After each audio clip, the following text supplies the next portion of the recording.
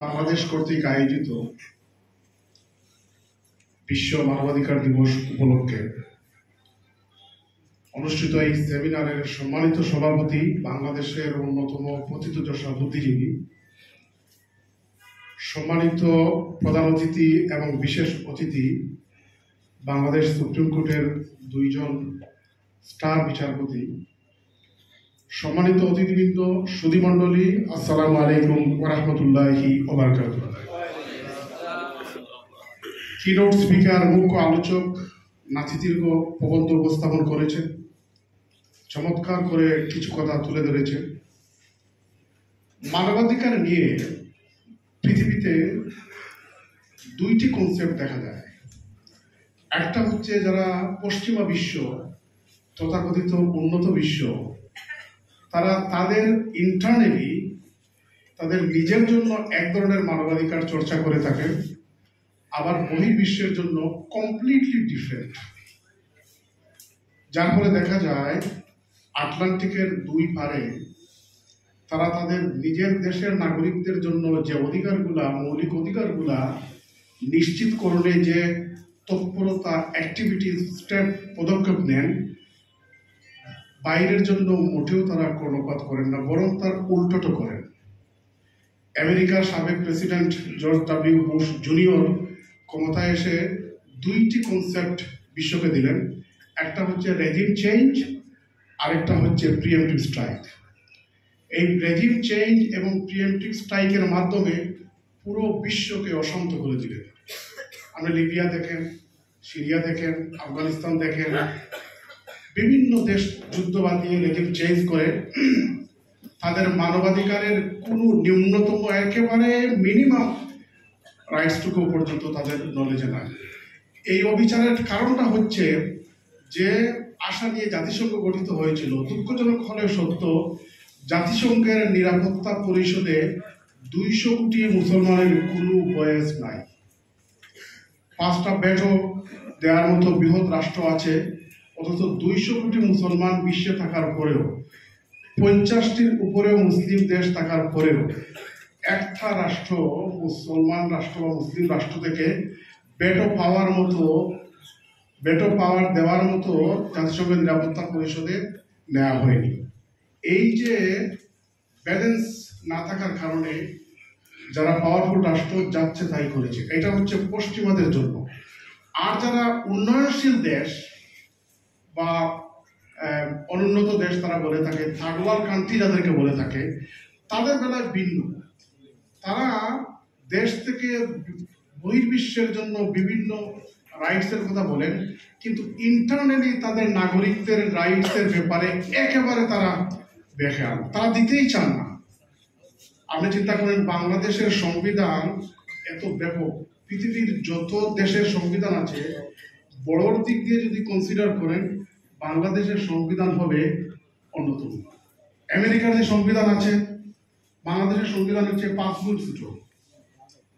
আমি যে দেশে থাকি, যে দেশে 25 বছর ধরে প্র্যাকটিস করতেছি সুপ্রিম কোর্ট অফ ইউকে, সে দেশের লিখিত কোনো সংবিধানই নাই। পোতা কনভেনশন দীর্ঘদিন ধরে একটা রেওয়াজ চলে আসছে, that is part of constitution. আর আমাদের লেখা থাকার পরেও সেটা মানি না, মানতে চাই না। আপনি যত সুন্দর করে লেখেন, যদি না মানেন তাহলে এটা লিখে দরকারটা কি?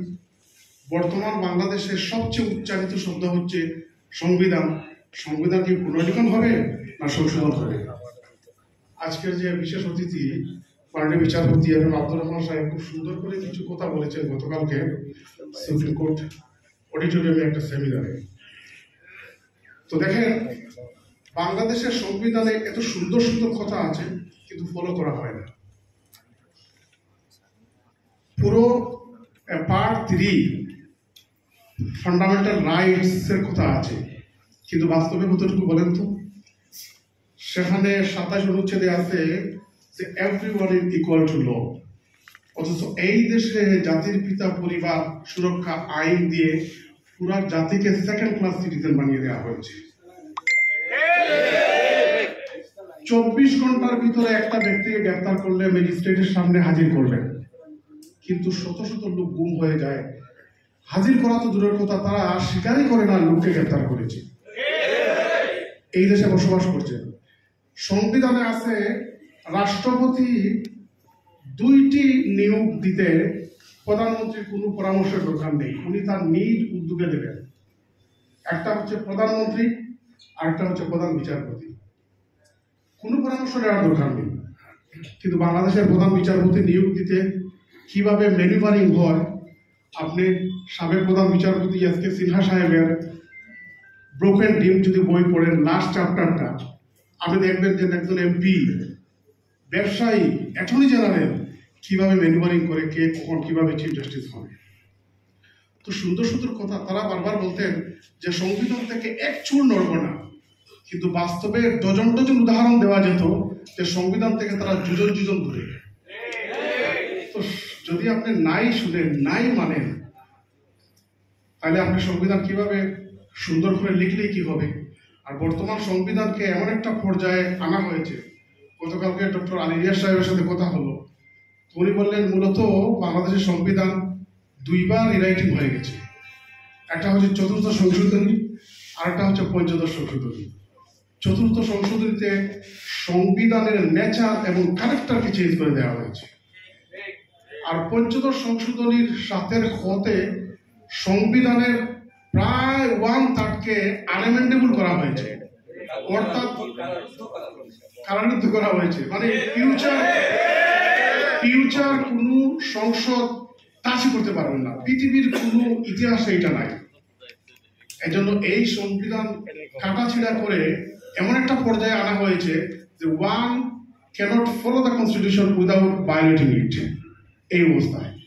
এবং এই সংবিধানকে যদি ঠিক না করেন, তাহলে যারা উপদেষ্টা পরিষদে আসে তাদের জন্য কিন্তু অত্যন্ত ডেঞ্জার লাইন আছে। 7 ক অনুযায়ী সবাইকে সর্বোচ্চ শাস্তির আওতায় নিয়ে আসা যেতে পারে। এই জন্য ভেরি কেয়ারফুল। এবং সংবিধান এখন কিন্তু বহাল আছে, উপদেষ্টারা সংবিধান মানতে পারছেন না, রাষ্ট্রপতি শপথ দিচ্ছেন, আবার ছাড়তে পারছেন না, যাচ্ছেন না, এভাবে হজবরল অবস্থার মধ্যে আছে। এই সংবিধানকে যদি চেঞ্জ না করেন, ফাঁসির সংবিধান 123 অনুচ্ছেদ অনুযায়ী একসাথে 600 এমপি হতে পারে কিছুদিনের জন্য। এই জন্য এই সংবিধানকে যুগোপযোগী করতে হবে, এবং এই সুযোগ আসছে 53 বছর পরে। আমাদের জীবদ্দশায় আর এমন সুযোগ আসবে বলে মনে হয় না। 72 সালে আর সংবিধানের মধ্যে আরেকটা জিনিস দেখেন, আর্টিকেল 8 অনুচ্ছেদে বেশ কিছু তন্ত্রমন্ত্র ঢুকে দেওয়া হয়েছে। সংবিধানে যদি কোনো তন্ত্রমন্ত্র ঢুকান, তাহলে কোনোদিন টেনশন দূর হবে না। বাংলাদেশের 52 বছরের ইতিহাসে 17 বার সংবিধান চেঞ্জ হয়েছে, আমেরিকার 250 বছরের ইতিহাসে মাত্র 27 বার হয়েছে। সংবিধানে যখন বিভিন্ন বাদ মতবাদ থাকবে তখন টেনশন যাবে না, যে দল আসবে তার ওই অনুযায়ী চেঞ্জ করার চেষ্টা করবে। এজন্য সংবিধানে শুধুমাত্র গণতন্ত্র থাকবে, যেটা বাংলাদেশের স্টার প্রধান বিচারপতি মুস্তফা কামাল সাহেব বলে গেছেন যে গণতন্ত্র হবে একমাত্র গাইডিং ফোর্স, আর বাকি তন্ত্রমন্ত্র হবে পলিটিক্যাল পার্টির প্রোগ্রাম। তারা যদি জনগণকে সন্তুষ্ট করতে পারেন, পাওয়ারে আসবেন, 5 বছর চালাবেন, জনগণ না চাইলে তাদেরকে বিদায় করবেন। এইটা হবে। যদি আপনি সমাজবাদ সেই যদি আনেন, তাহলে সাংবিধানিক টেনশন কোনো দিন দূর করতে পারবে না। বাংলাদেশের দুঃখজনক হলে সত্য, একাধিকবার ব্যক্তির জন্য, কেবলমাত্র ব্যক্তির জন্য সংবিধান চেঞ্জ হয়েছে। অথচ সংবিধান সংশোধন হওয়া দরকার জাতীয় বৃহত্তর স্বার্থে, ন্যাশনাল ইন্টারেস্টের আলোকে, কিন্তু সেটা হয় না। এজন্য আমাদের সংবিধানকে যুগোপযোগী করতে হবে। 72 সালে যে রাইটস গুলা ছিল, আমরা এখন এমন একটা বিশ্বে বসবাস করছি যে রাইট গুলা তখন কন্টেম্পলেট করা যায় না। Right two freedom of information, এগুলো